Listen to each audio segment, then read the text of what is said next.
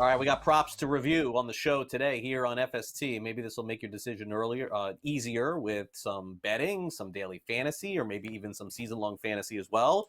We're going to take a look at some receptions for wide receivers here on the show as we begin our second-hour trek here on Fantasy Sports today. All right, now what's interesting is the first couple of names here were a little bit quiet for opening night of fantasy football, or on the quieter side. Is that fair? I don't know, George. CeeDee Lamb, 6.5 receptions at minus 150. What do you make of CeeDee Lamb this week against New Orleans? I feel like out of every 3 weeks, this guy is going to have a huge game, one of the three. Is this the one this week? It's the home opener, right? So you're playing on turf here.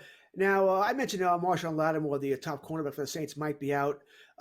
He may not matter. Remember, the Cowboys line have no problem putting Lamb in the slot, which he lines up in an awful lot. They moved him all around here trying to get the best matchups here. They know they need to get him going because if he's not going, the offense probably isn't going anywhere. Last week against Cleveland, arguably a tougher pass defense. He had 5 for 61.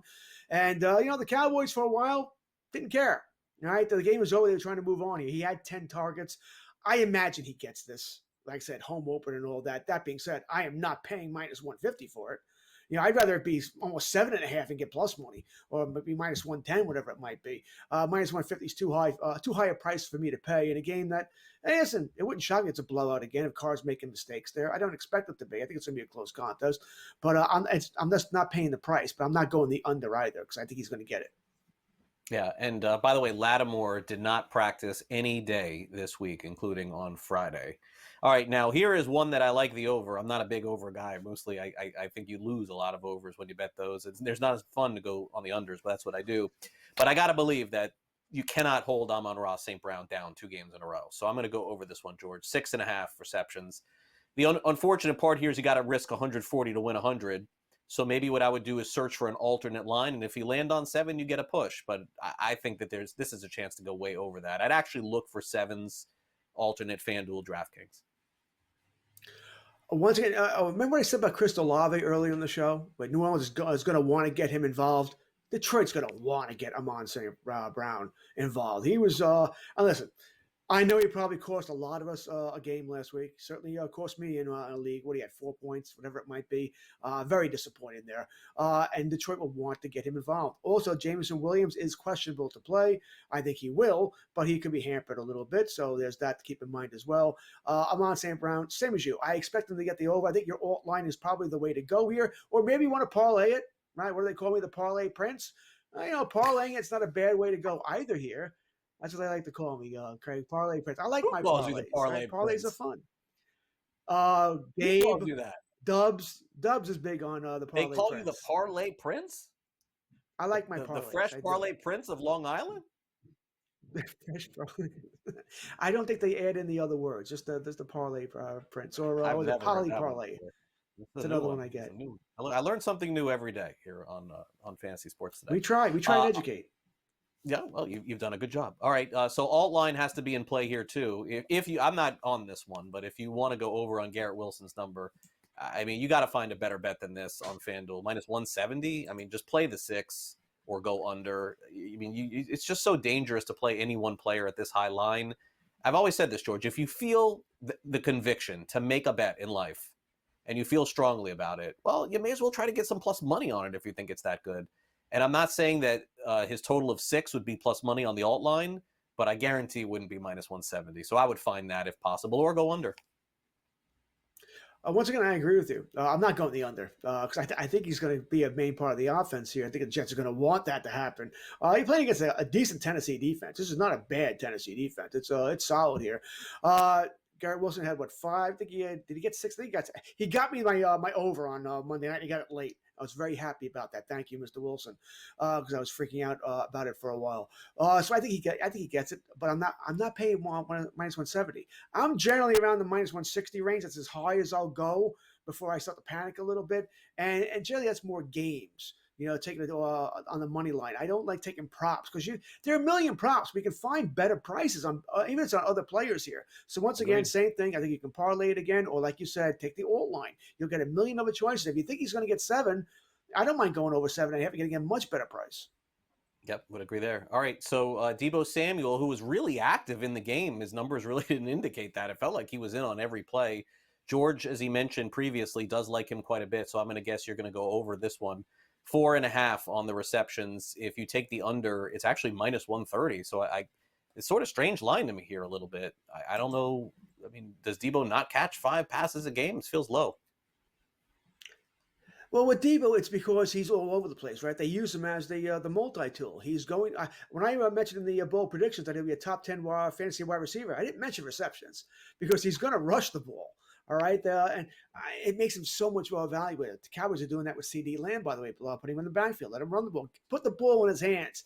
That being said, I think he gets over 4.5. You're going to give me even money, even straight up. I'll take my chances on this one that he can get 5 receptions here. Except Brandon Ayuk, I don't think is quite there yet.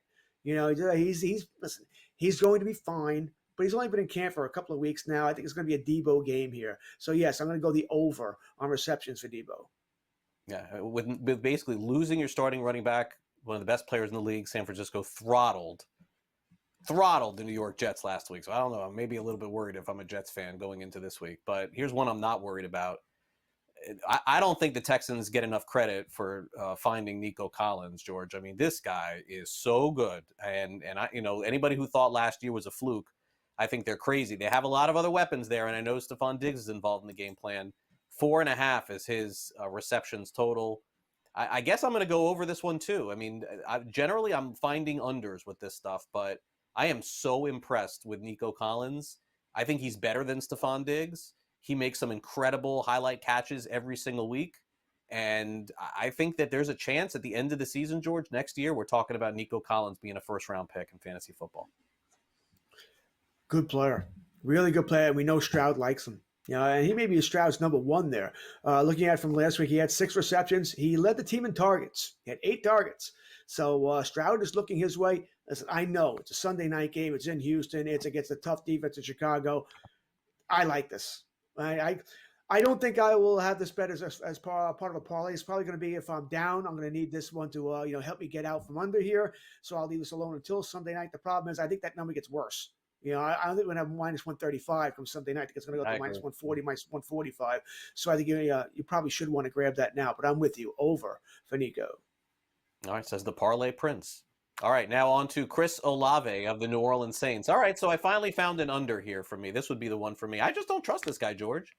I don't. I think Chris Olave could easily have 3 catches for 62 yards and a touchdown this week against Dallas. But for whatever reason, man, I'm wanting more. I'm waiting for more, and it's just not happening. And provided Kamara is healthy and Shaheed is playing, I'll probably go under this. I'll probably say he lands at 3 or 4. It's a tough matchup. All right. I don't know. I mean, his numbers from last week are definitely raise eyebrows. 2 catches, it 11 happened a yards. lot last year too, though. It happened all last year. This is a good wide receiver. I mean, I do think they want to get him involved on Sunday. I do wonder if there's an injury here that they're not telling us. They're trying to keep from us to keep it quiet. I said, I think they want to get him involved. I can't take the under. I just can't. I'm probably not going the over because I think there is a pretty good chance you're right here. And everything else that's going on here, but they have to get him involved. If they don't get him involved, this offense is going to move. It's just not going to move. And I think this game, they're going to try and get up against Kelly, the Dallas Cowboy rookie cornerback here. I can't do it, but I can't take the under either. I'm going to leave this alone. Yeah, this feels like a Taysom Hill game coming up this week for me with the Saints against the Dallas Cowboys. That's just me, though. All right, running back fantasy props. We'll dive into those next. We'll talk about Bijan Robinson, Jahmyr Gibbs, David Montgomery, and a whole lot more. You're watching Fantasy Sports Today here on SportsGrid. Don't forget, coming up Sunday morning, Joe Pisapia and Matt Stryker getting you up until Pro Football Today. We'll be right back.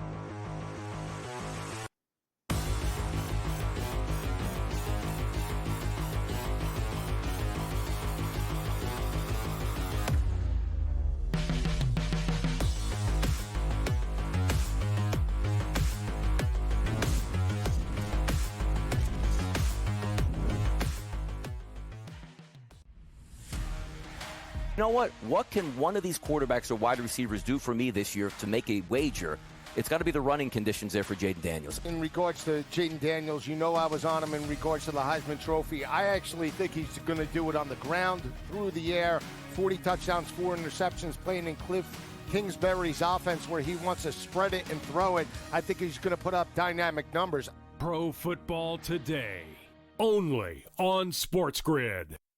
The sharpest football contest show in the land, the Las Vegas Football Contest Show, focuses on Circus Sports Million, Circus Survivor, and the Westgate Super Contest, handicapping the games and releasing our contest picks every week of the season. With two former Super Contest winners, Brady Cannon and James Salinas, a former NFL player, Mike Pritchard, and over $1 million in contest prize money won combined, the Las Vegas Football Contest Show will have you prepared this season like none other. There is going to be an energy to game time decisions that you will feel night in and night out. We're going to go through every single thing, and I've got a great team behind me that's going to help me get the job done. I want this to be the place that people come to. We are going to hit every single one of those markets that you need to know about. There is not going to be a better place, I promise you, than Game Time Decisions. We will have everything at our disposal, and we will use that to our advantage. I'm Kevin Walsh. Tune into Game Time Decisions from 6 to 8 p.m. Eastern on SportsGrid. Talk about your freshman year at Alabama and even the redshirt year that got you ready to perform at the highest level. You had to learn a lot about humility, about being patient to play at Alabama, and you still knew that you're going to have a shot to win a championship every year. And so that's the line. And so I think that's what's really missing with today's football. You got NIL, you got social media. The Early Line, only on SportsGrid.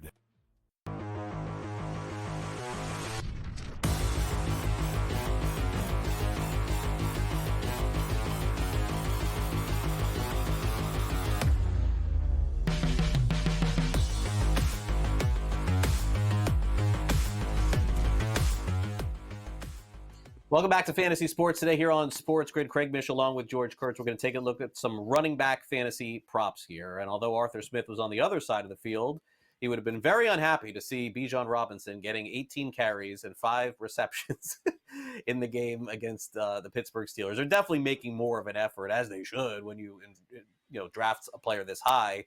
And so I don't think anybody's upset with starting Robinson last week, George. Now, everybody else on Atlanta, I don't know what in the world was going on there. It's kind of like what we talked about in the preseason, which is you can't just throw all these players on a new team and automatically just expect that they're going to be great. But there were some really, really rough plays for Kirk Cousins. Their offensive line wasn't really blocking very well. But I have no concerns about Bijan Robinson. I don't think that this would be a bet for me, 4.5, because he landed right on 5, and you could see 3. But I just want to say, just for the record, that I am encouraged with the way that they used him last week. Listen, I think Robinson's going to be fine. I'm not worried about him. And you're going to take him over 4.5 receptions here. You're probably hoping that, once again, Kirk Cousins is sort of what he was in week 1, which means he was throwing off his back foot, didn't want to step into throws, looked like he was afraid. All right, T.J. Watt was up against you. I can see you having a problem there. The Eagles don't have that kind of pass rush. What I'm trying to say is I need to see more from Cousins here for anybody on this offense will I fully trust here. Because it's been broken down a bunch this week. How Cousins was throwing everything off his back foot. He was didn't want to lean into throws. Can he lean into throws? Can he step into throws? Or is that Achilles still bothering him? He says no. It was more of a mechanical issue. We'll see. We'll see here. That being said, I'm not going to take the 4. I'm not taking the under either here. But if Kirk is having issues again, I can certainly see dump offs coming here. But 4.5, that's an awful lot for a running back.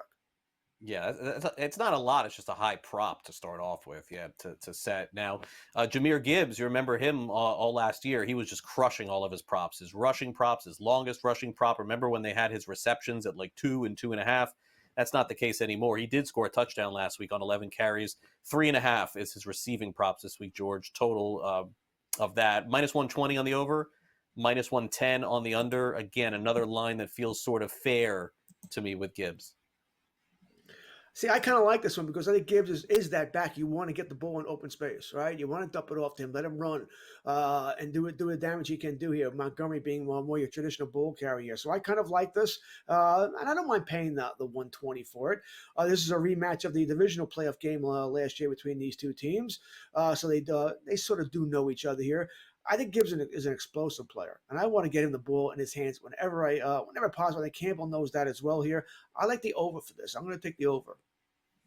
Okay, over on that. Now we go to his running mate, David Montgomery, who gets the majority of the inside the tackle rushes, 54.5 rushing yards for this game. Basically, the juice is the same, -115 on the over, -114 on the under. Yeah, I do think it's a game where they're gonna attack the secondary, right? Winfield's out for Tampa Bay, has the injury, so I think they want to get Amon-Ra St. Brown involved there.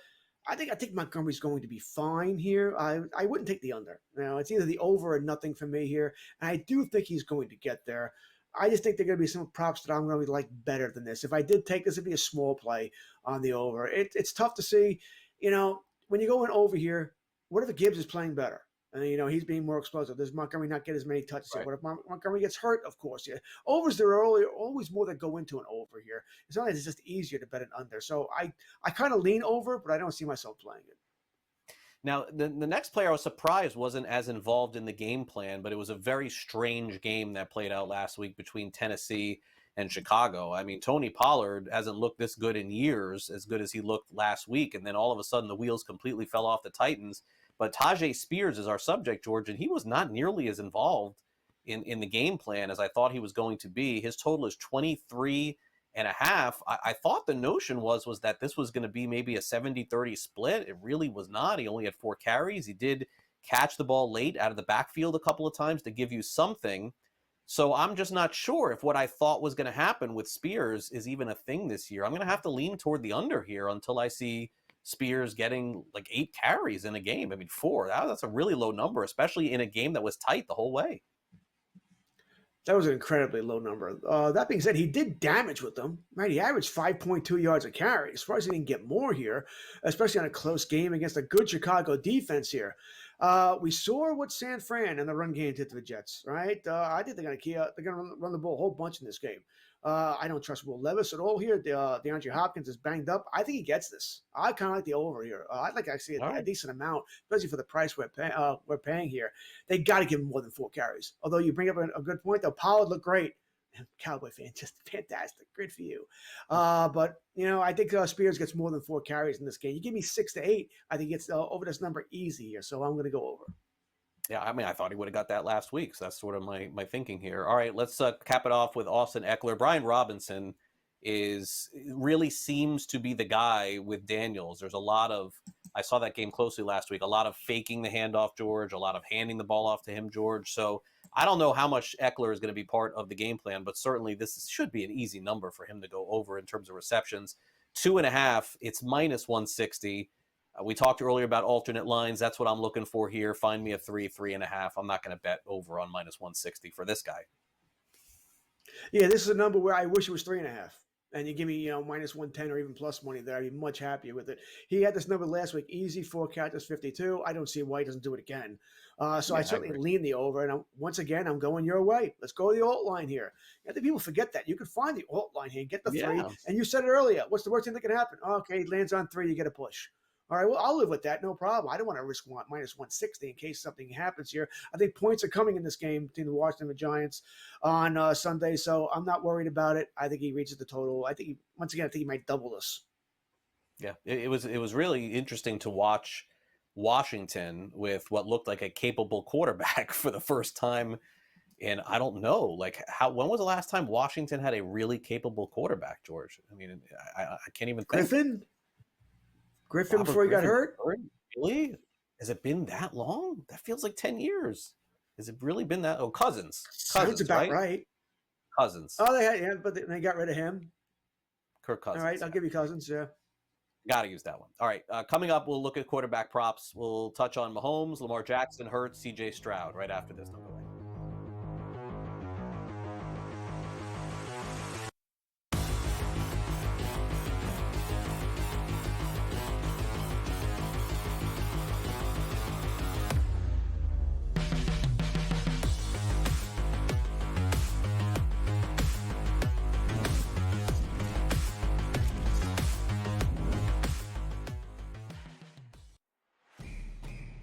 It's a new era in CFP to start off this year, put on full display. My take on this game is simple. I know some people will be upset about it. Good riddance to the Pac-12. Can you do it in terms of the week-to-week-to-week I don't see a pathway for this team to miss the college football playoffs. We want to make sure you have those best bets in the entirety of our betting cards. That was thinking! But he had that program was already going there. Only on SportsGrid. Talk about your freshman year at Alabama and even the redshirt year that got you ready to perform at the highest level. You had to learn a lot about humility, about being patient to play at Alabama, and you still knew that you're going to have a shot to win a championship every year. And so that's the line. And so I think like that's what's really missing with today's football. You got NIL, you got social media. The Early Line. Only on SportsGrid. Everyone had him Rookie of the Year, Offensive Player of the Year, Bears are going to the Super Bowl, Eberflus Coach of the Year. He was terrible. If he's going to be a success, he's got to play within structure as much as possible. I get it. If the pocket breaks down, throw off platform. That's fine. But within structure, when the play is there to be made, you need to make it, and he didn't do that. Pharrell Coast to Coast. Only on SportsGrid. 147 yards against the Jets and a touchdown? Man, the numbers are incredible. It's the Shanahan connection, and that's just what it feels like. And, Jordan Mason came into that game with a career 5.6 yards per carry. He's always been a very tough runner. He's always been good when called upon in small doses. You mentioned the yardage, which was impressive, but 28 carries. That's what I'm looking at. Newswire. Only on SportsGrid.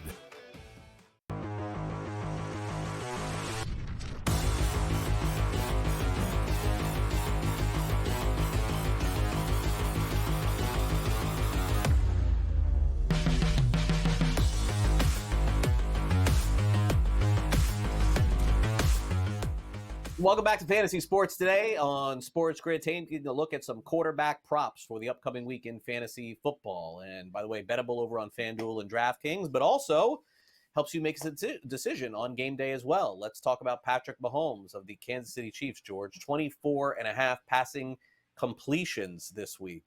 So I guess the question is, what do we believe? Do we believe week one is a precursor for the season, or is it a small sample? Because I got to tell you, I am tempted to go under on a lot of quarterback props. I don't know what the answer is, why teams are running the ball more. Is it because they don't play in the preseason? I'm just not entirely sure. But I can't heavily back any passing yardage completion props just yet. I mean, this Mahomes number is close to what he had in the Super Bowl last year. I agree. All right, and what do we also see for Cincinnati? They got destroyed by. That's why I thought, once again, my bold prediction is Pacheco having a big game, because I don't know if Cincinnati can stop the run. All right, and I don't know if Cincinnati's going to have much of an offense. T. Higgins more than likely not playing. All right, so I don't know what they're going to be able to do. I think Kansas City, once again, can keep the ball on the ground here, not have to worry about putting the ball in the air all that much here. I like the under. I just don't think it's going to be a close game. I think Kansas City takes care of business in this. I don't think it's a blowout, mind you, but I think it's a game where we know Kansas City is going to win. The game just has to end. Something like, 27-17, somewhere along those lines here. So I agree with you. I don't like the over in this. I would take the under. I'm like opposite with you on the opinion of the game, but I do like the under. I don't know. Cincinnati has played Kansas City well for many, many years. I don't know if they're going to win the game. It feels like a lot of points. Just my opinion. Going 6 points going into that game. How did we even get here from last week to this week? I'm not sure. But I guess Cincinnati losing to New England, that's a good start. So Lamar Jackson, anytime touchdown, plus 150. These are very popular over on the FanDuel Sportsbook. Anytime touchdown, George, for Lamar. Yeah, I'm in. It's the Raiders. That's not a good team. All right, so give me Lamar to get in the end zone here. It's more of a gut feel. I do think Derrick Henry will take away the short yardage ones for him. There's no reason to get Lamar hit by that way. So you're looking for him to run, from the 8-yard line, 10-yard line where he scrambles. He has the opening and away he goes here. But I wouldn't say I'm all in, but I'm in on Lamar getting in the end zone this week. Yeah, I mean, it was a funny stat Thursday night that Josh Allen had scored a rushing touchdown in 12 of his past 13 games. And that was the most popular bet on FanDuel going into Thursday night. Did not hit, by the way. He did not score a touchdown. James Cook did all that. All right, Jalen Hurts, same thing. Anytime touchdown, minus 125. He's minus money here, George. Hurts looked really good against Green Bay in week one. And that's probably why I'm not doing it, because it's minus money. I don't think they're going to do the brotherly shove. We know that. I do think Barkley will take away some opportunities from him, maybe more from the 1.5, 2 yard line. I still think from the 1 yard line, they're going to do the brotherly shove because it just can't be stopped. Kelsey or no Kelsey here. Maybe they get to that. Maybe they don't here. But I'm not going to lay the minus money. Not right now. My opinion could certainly change by Monday night, depending on how my day or night's going there, where I feel like I have to go for it. But right now, no. If it was plus money, if it was even, I would do it, but not laying minus 125. All right. And finally, CJ Stroud. We're going to take a look at his rushing attempts. And this is always one that could go either way. I'm very hesitant with these for whatever reason. And it doesn't matter which quarterback it is. I feel like FanDuel and DraftKings, they set really good lines on these. 2.5 rushing attempts for CJ Stroud. Boy, it feels like this is like the number for him.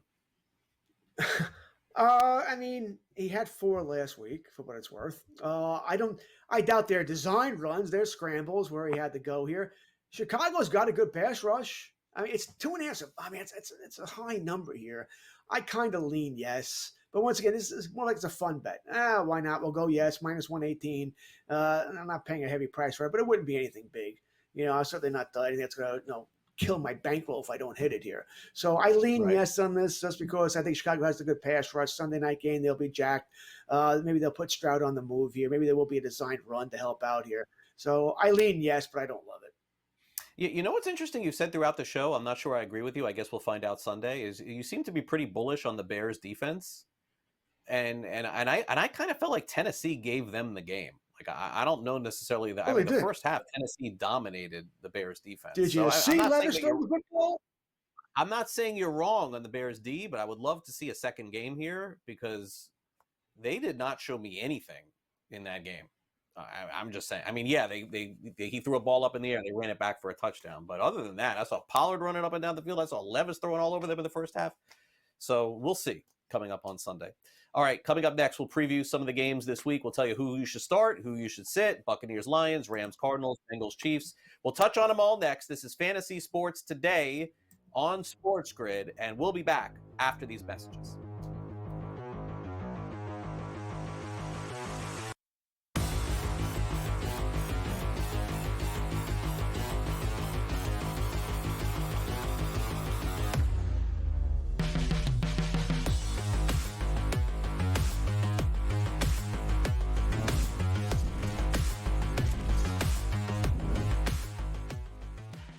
Anyone that's been to a sporting event, the atmosphere before a game, I think Game Time Decisions has that same exact atmosphere. This is our arena. This is what we do. There is going to be an energy to Game Time Decisions that you will feel night in and night out. The excitement you get when you lock your bets in, when you're figuring out what you want to do, we can zone in on the biggest games each night. I want this to be the place that people come to before the games start so they feel as ready as possible to lock in their cards. We are going to hit every single one of those markets that you need to know about. We're gonna go through every single thing, and I've got a great team behind me that's gonna help me get the job done. There is not gonna be a better place, I promise you, than Game Time Decisions to get that new information, react to it, and be able to then bet accordingly. We will have everything at our disposal, and we will use that to our advantage. I'm Kevin Walsh. Tune into Game Time Decisions from 6 to 8 p.m. Eastern on SportsGrid. It's a new era in CFB to start off this year, put on full display. My take on this game is simple. I know some people will be upset about it. Good riddance to the Pac-12. Can you do it in terms of the week to week to week? I don't see a pathway for this team to miss the college football playoffs. We want to make sure you have those best bets in the entirety of our betting cards. That was thinking! But he had that program was already going there! Only on SportsGrid. The sharpest football contest show in the land, the Las Vegas Football Contest Show, focuses on Circa Sports Million, Circa Survivor, and the Westgate Super Contest, handicapping the games and releasing our contest picks every week of the season. With 2 former Super Contest winners, Brady Cannon and James Salinas, a former NFL player, Mike Pritchard, and over $1 million in contest prize money won combined, the Las Vegas Football Contest Show will have you prepared this season like none other.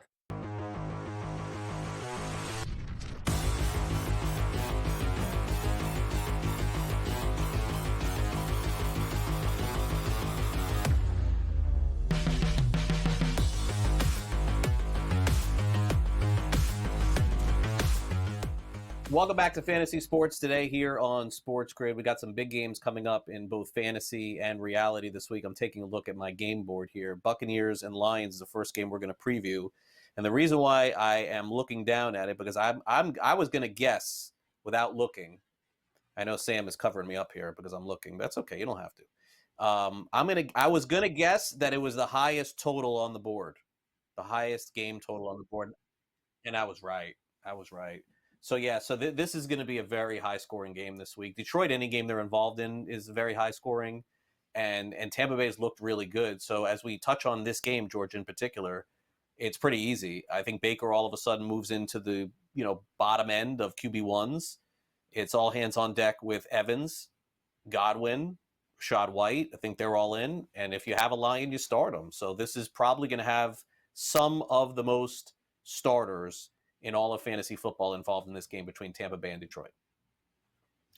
Yeah, I don't have much to add here. I might throw in that if you were a Njoku guy and you needed a tight end, Cade Otton, once again, may not be a bad guy to throw in here. I'm not talking about if you have a good starting tight end, but if you had Njoku who's not going to play this week, you need someone to fill in for him. Cade Otton might be a guy to look at here. You pick up off your waiver wire.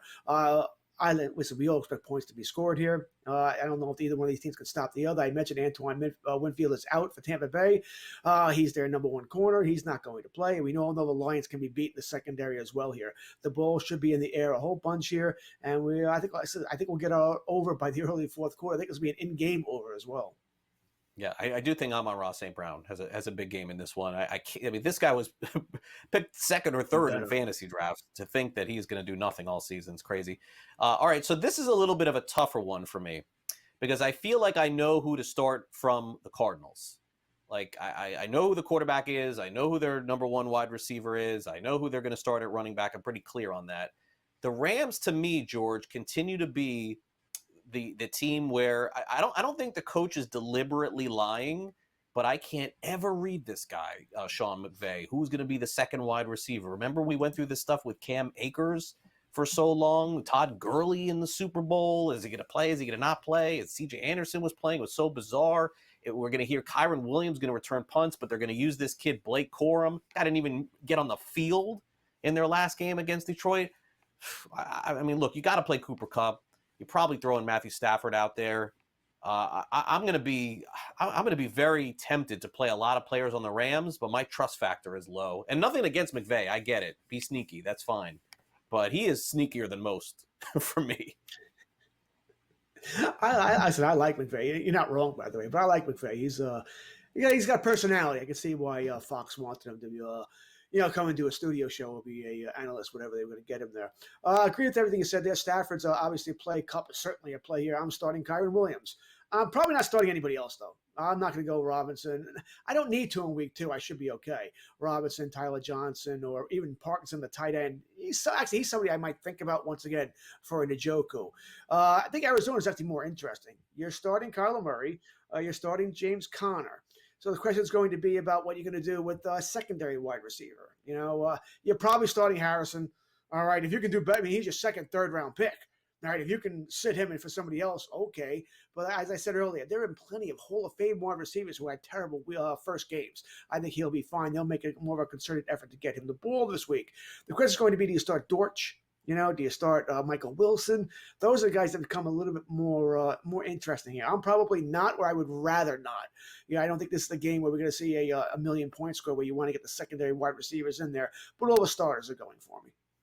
Yeah, certainly so. All right, so for me, it's a little shadiness with the Rams, but I get it. All right, let's move to Bengals and Chiefs. George and I may not see this game the same way. I think Cincinnati is going to have a nice game this week. I think it's going to be a bounce back. I don't know if they'll win, but that was as bad as I've seen them play in a while. It almost looked like Burrow wasn't even the quarterback again last week. But, look, you're playing Jamar Chase, T. Higgins, of course not. I mean, honestly, even if for some reason he plays on Sunday, I don't think you want to have any part of him. We talked heavily about Zach Moss. That was really where I planted my flag last week. He had a really good game, but I think he came a couple of yards short of the prop that I was looking for. But Moss looks like their goal line guy, too. So he is on board for me. And as far as Kansas City is concerned, it's more of the same. It's playing Patrick Mahomes, of course, is playing Worthy at this point, looks like a play.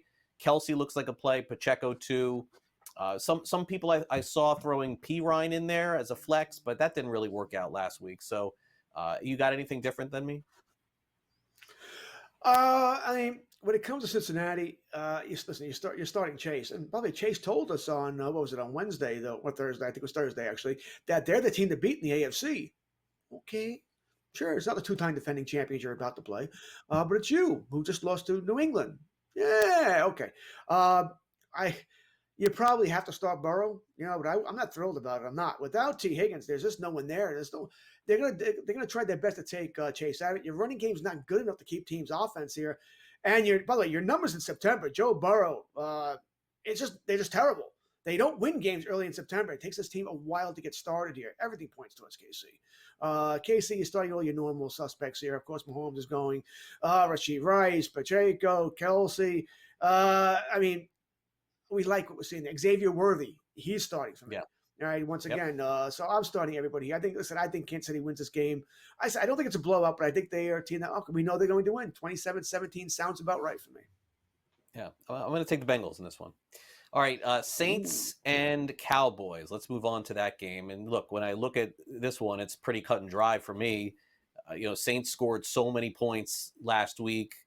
I don't know if that's fool's gold or not. We talked about Jamal Williams earlier in the show. Carolina couldn't get out of their own way. They were just constantly giving the Saints the ball, but the Saints still had to score, and they did for the most part. And looks like Jake Ferguson, if I'm not mistaken, the late Friday injury report either had him doubtful or out. So I don't believe he's going to play. So you're basically looking at CeeDee Lamb, Brandon Cooks, and a cast of other characters. And look, if you have some serious injuries at running back, if for some reason out of nowhere Kenneth Walker doesn't play on Sunday and you have to throw Ezekiel Elliott in there, you do it. But he's a really back-end starter for me. Yeah, Ferguson is doubtful, so I don't expect him to play there. Probably Schoonmaker for the Cowboys will start at tight end. And no, I don't want to start him either, by the way. Second-round pick for the Cowboys last year. Dallas, listen, you're starting Dak. He's a low-end quarterback one this week. There are a lot of guys. Burrow's a low-end quarterback one. I don't expect huge numbers here, but there is some upside playing at home here. You're starting CeeDee Lamb.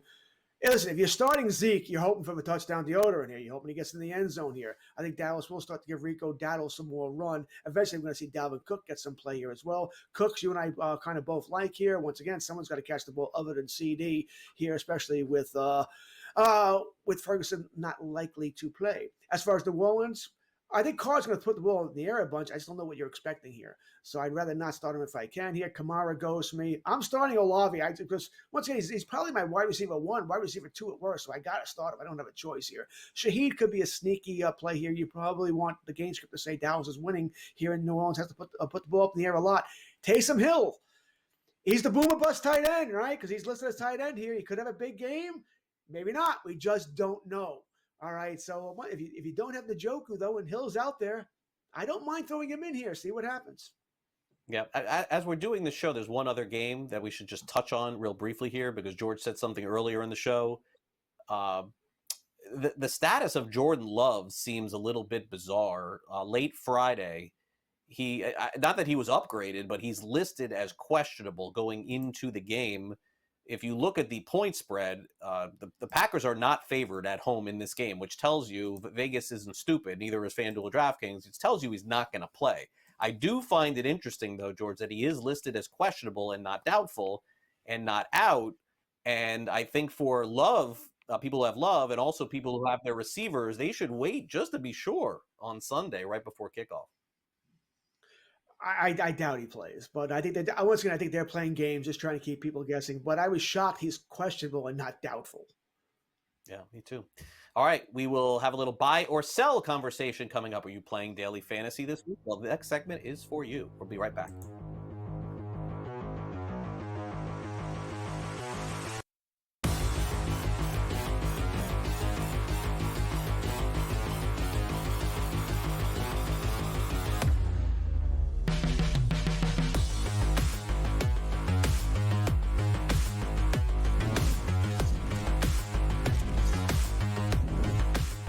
There is going to be an energy to game time decisions that you will feel night in and night out. We're going to go through every single thing, and I've got a great team behind me that's going to help me get the job done. I want this to be the place that people come to. We are going to hit every single one of those markets that you need to know about. There is not going to be a better place, I promise you, than Game Time Decisions. We will have everything at our disposal, and we will use that to our advantage. I'm Kevin Walsh. Tune into Game Time Decisions from 6 to 8 p.m. Eastern on SportsGrid.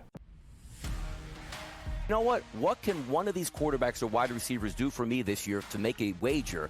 It's got to be the running conditions there for Jaden Daniels. In regards to Jaden Daniels, you know I was on him in regards to the Heisman Trophy. I actually think he's going to do it on the ground, through the air, 40 touchdowns, 4 interceptions, playing in Cliff Kingsbury's offense where he wants to spread it and throw it. I think he's going to put up dynamic numbers. Pro Football Today, only on SportsGrid. The only streaming sports betting network. Tips, info, and insights to up your IQ. It's smarter to be on SportsGrid. New to the Live Golf Plus app. Watch Live Golf any way you want it. Follow any group. Replay any shot. Anytime, anywhere. Any questions? Watch Live Golf live and on demand. He had 4 grabs in the first half for just over 30 yards, was injured, came back in briefly, and then had to be carted off. We were pessimistic on Puka Nakua's injury to that same right knee, of that being a nothing, just a bursa, and that's it, as per Sean McVay. We felt there could be a small PCL component. The Early Line, only on SportsGrid.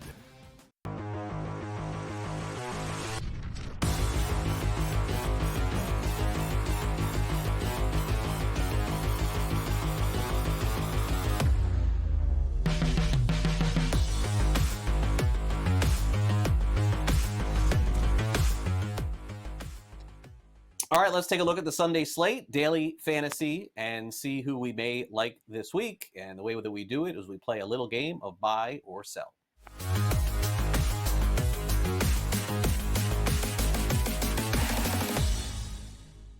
All right, well, George has made this one perfectly clear. It is the Kansas City Chiefs taking on the Cincinnati Bengals this week. And in DFS, Patrick Mahomes is priced at $7,000.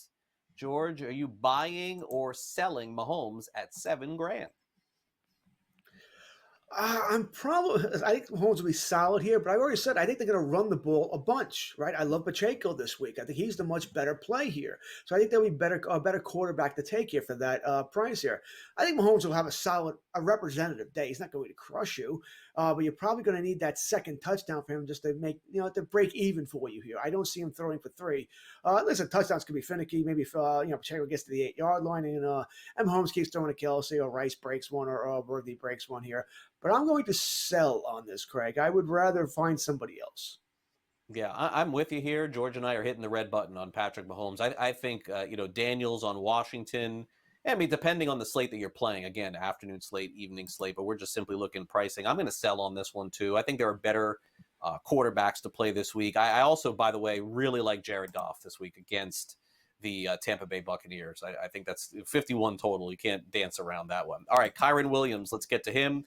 Los Angeles Rams, again, we were playing the what is Sean McVay saying game. This kid, Blake Corum, who they drafted pretty high at the University of Michigan. We were told he's going to run the ball along with Kyren Williams. He didn't at all. Kyren Williams did. And so his price went up this week on FanDuel. $6,800 on the FanDuel Sports, or on the FanDuel DFS site, I should say. You buying or selling $6,800? DraftKings. All right, Kyren Williams. Corum didn't play last week, right? That was good for us, right? If you're a Kyren Williams guy, that's good for us. That's what you want here. You don't want Corum to play. There's really only 2 offensive threats now. It's Kupp. It's Williams, right? I think Corum will touch the ball a little bit more this week, but nothing massively here. Yeah, I'm in on Kyren. All right, I'm in. Arizona does not have a good defense. All right, they can be beat pretty easily on run or the pass. I think there are going to be some points coming to this game. It doesn't shock me at all. Kyren Williams gets back in the end zone again. I just don't see Corum being a threat here. I think he's going to get his 20-plus touches here. I think he's going to score here. I am buying Kyren Williams. I'm going to sell because I don't trust Sean McVay. Like, I could see Corum getting 20 carries this week out of nowhere. I just don't believe this guy. No offense, but it still stems for me back to the Super Bowl when there was so much mystery with Todd Gurley. And then last year, I think it was last year, maybe 2 years ago, George, I don't even remember, with Cam Akers. Do you remember all that mystery with why isn't he playing? Why isn't he touching the ball? Strange way of doing things. I got to sell, man. On a week-to-week basis, I really just don't trust the running back position of the Rams. So for this week only, I'm out on Kyren Williams, 6,800 on DraftKings. Now, here is somebody I want to be in on every week, but I got to tell you, it was a little bit disturbing to watch Aaron Rodgers muddle through that game on Monday night. I mean, he loves Garrett Wilson. I know he's going to throw a lot to Garrett Wilson, but that was the first time I saw Aaron Rodgers, and I thought, man, he may look old a little bit. 7,100 for the Jets, Garrett Wilson. I mean, is this a must-win game too for the Jets, George? Like starting off 0-2, I don't think that can happen. Are you buying or selling this? It's a must-win game for the Jets. Listen, living in New York, I'd love to see the Jets lose. Every game is must-win, right? Right, and that's what we're going with this, right? You know the media is going to go bananas if they lose this game. I think they played New England Thursday night on a short week, which should make things all the more interesting here. I really like Garrett Wilson. I think he's fantastic here. I just think I can save money here, right? I can find receivers that are not a little less, maybe not, maybe not immensely, but a little less here. Maybe a Mike Evans here, someone I might like, or take one of the Houston wide receivers. I know it's sort of got to play a little guessing game here, but Collins could be there or Diggs. I'm a big Debo guy this week. So I generally, Craig, I don't pay up for wide receivers because I just think that I'd rather pay up for the running back because I think they're tougher here. A quarterback in a good matchup, sure. But wide receivers, I can find guys lower end here. So this has nothing to do with Garrett Wilson. I have him on a couple of fantasy teams. I want him to hit it big. Just don't know if I see this week being the week in Tennessee. Decent defense there. So I'm going to sell Garrett Wilson at $7,100 this week. Yeah, it's a little bit of an unknown because, again, in the first half, Will Levis had his way with the Bears defense and then for whatever reason decided he preferred throwing it to the Bears as opposed to throwing it to his own team. In the second half, I'm going to buy this number with Garrett Wilson.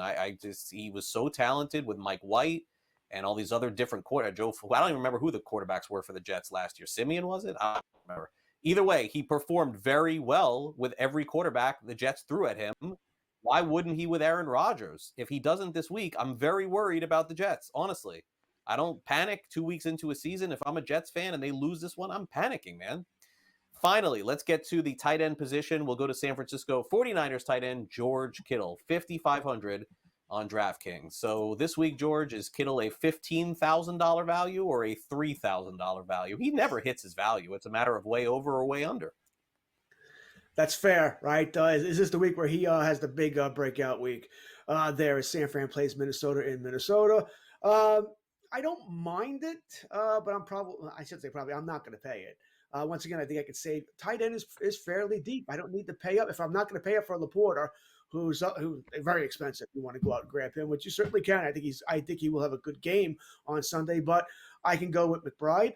Once again, I think they get him involved in the game plan here.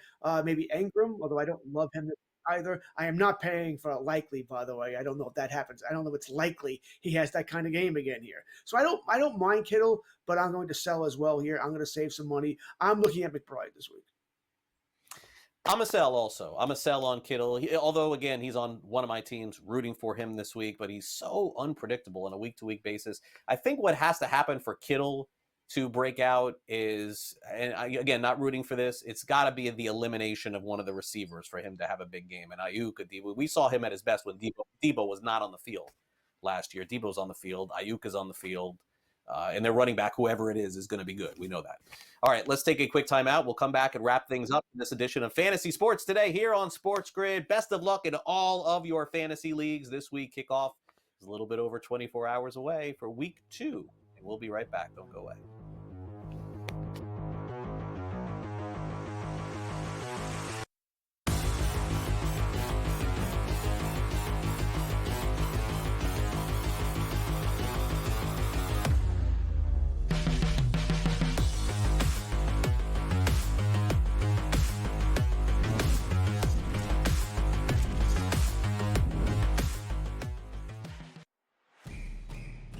it's a new era in CFB to start off this year, put on full display. My take on this game is simple. I know some people will be upset about it.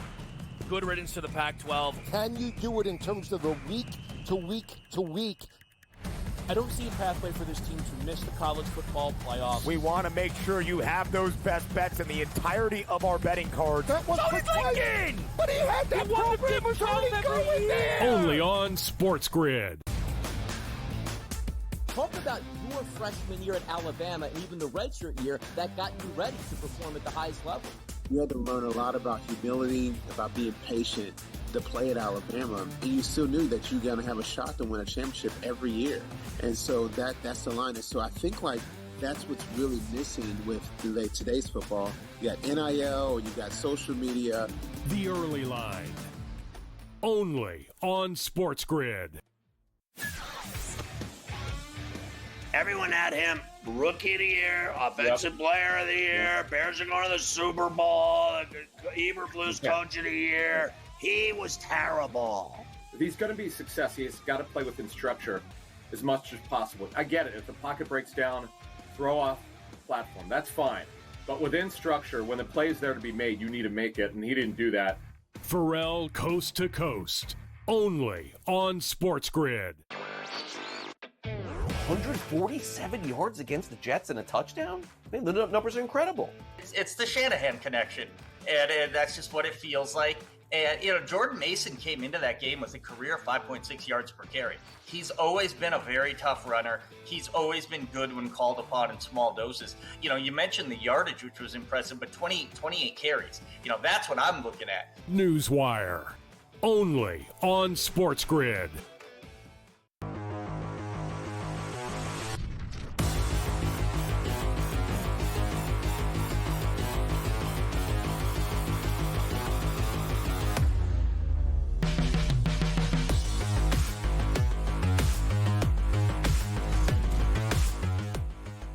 All right, welcome back to Fantasy Sports today. Before we get to the SportsGrid 60, biggest overreactions, George, to week one of the fantasy football season from a positive or negative side from you? Just something that you saw that you think that, people are overreacting about. In fact, how about this? I'll go first. I'll do mine first. I think New England is still horrendous. I still think New England is only going to win 3 or 4 games. I think they caught the Bengals at the right time. The Bengals had a million opportunities to come back and win that game. Great job by Gerard Mayo winning the first game of the season. I've seen this movie many times. I think people are overreacting to New England. I think they're right there with Carolina, if not worse than Carolina. I would not buy anything I've seen from the Patriots. Oh, I agree. I completely agree with you there. Hell, I don't think the Patriots want to win, by the way. I think it's why they traded Matthew Judon, right? I think they've got a rebuilding process to go on here. They want to get those high draft picks and get the better players in there. So I think you're absolutely right there. Not a good team here. I'll stick in the same division here, and no, it's not the Jets. We may have been a little quick to bury the Bills, thinking, they got no one to throw to here. That offense is not going to work here. We don't know what Keon Coleman's going to be. I mean, even before Tua got hurt last night, that was a butt kicking, right? That was a butt kick going down to Miami. I mean, Miami generally, I know their record against Buffalo not very good, but generally playing in Miami, they do pretty well there. And that was a butt kicking they put on there. So this without Kincaid really doing all that much at all. Josh Allen, James Cook, just been fantastic here. May have been a little too quick to bury the Buffalo Bills. All right, now let's end the show. It's time now for George's opinion with the SportsGrid 60.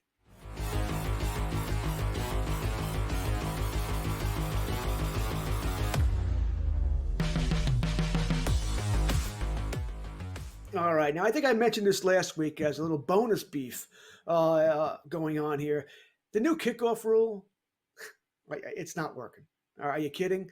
All right. I know I started off last night. Okay, kickoff. I'll go get my chips, go to the bathroom, whatever it is. I don't need to be here to watch this. I think if you really want to do this, there are ways to fix it. Either you bring it out further than the 30-yard line if you kick it to the end, so maybe you bring it out to the 40-yard line, or you put the kicker back. You move him back so that he has to kick the ball in the landing zone. I think that's what you're going to have to do here, because teams are like, well, last year if we kicked, there was a touchback, they brought it out to the 25. This year it's the 30. It's 5 yards. Who cares?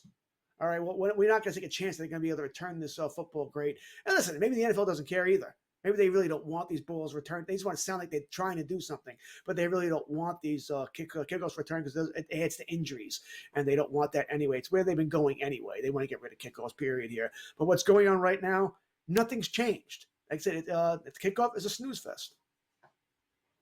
Yeah, I'm going to end with the press conference that Mike McDaniel had this past Friday, where he said to the media on a Zoom call that, nobody basically should be talking about whether or not Tua should be retiring. This is his decision. And I totally agree with all of that.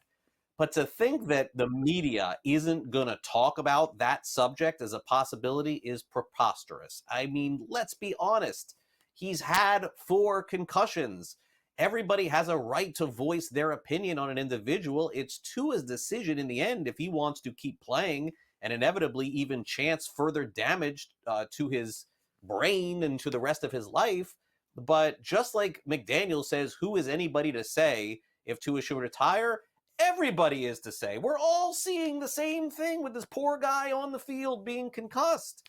I think naturally everyone is not wanting for him to retire. They're wishing for the best of health. And I think that we're like losing sight of the ability to just comment in life about things. Of course we're going to comment on this. Of course we're all watching the same thing happen on the field. And there was a point where we said that DeMar Hamlin should never ever play again. And the guy is playing and playing at a high level and starting. Good for him. Maybe that'll happen with Tua as well. But you're not going to tell me or George or anybody else in the media at a high level, low level, not to talk about things. I mean, please, this is what we do. We comment on sports. All right, George, have a good weekend. Good luck with all of your leagues you're in. I know you're in a bunch, and I'll see you again here next Saturday.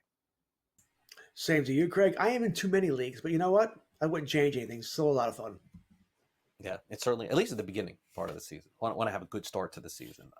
I will see you on Monday for Newswire. I'll see you next week for Fantasy Sports Today. Thanks again to Sam for producing the show. Enjoy the rest of your weekend, and we'll see you back here for week 3 next week on SportsGrid. This is Fantasy Sports Today. Check out Joe Pizzapia and Matt Stryker Sunday morning for the latest. Have a good weekend, everyone.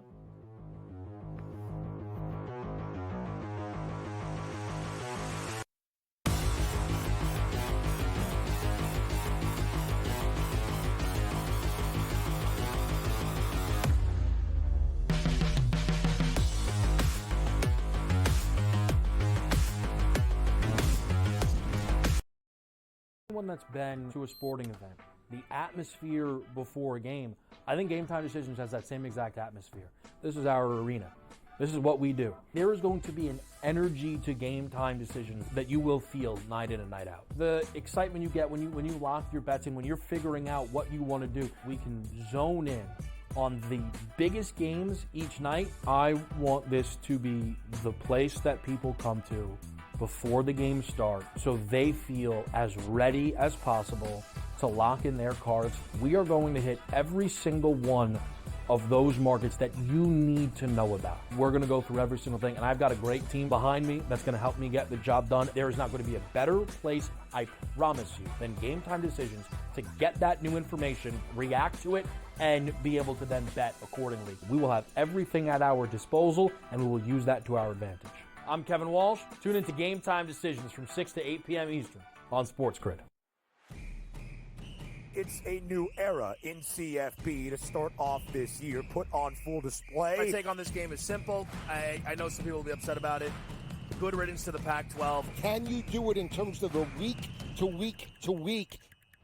I don't see a pathway for this team to miss the college football playoffs. We want to make sure you have those best bets in the entirety of our betting cards. That was thinking! But he had that program was already going there! Only on SportsGrid. The sharpest football contest show in the land, the Las Vegas Football Contest Show, focuses on Circa Sports Million, Circa Survivor, and the Westgate Super Contest, handicapping the games and releasing our contest picks every week of the season. With 2 former Super Contest winners, Brady Cannon and James Salinas, a former NFL player, Mike Pritchard, and over $1 million in contest prize money won combined, the Las Vegas Football Contest Show will have you prepared this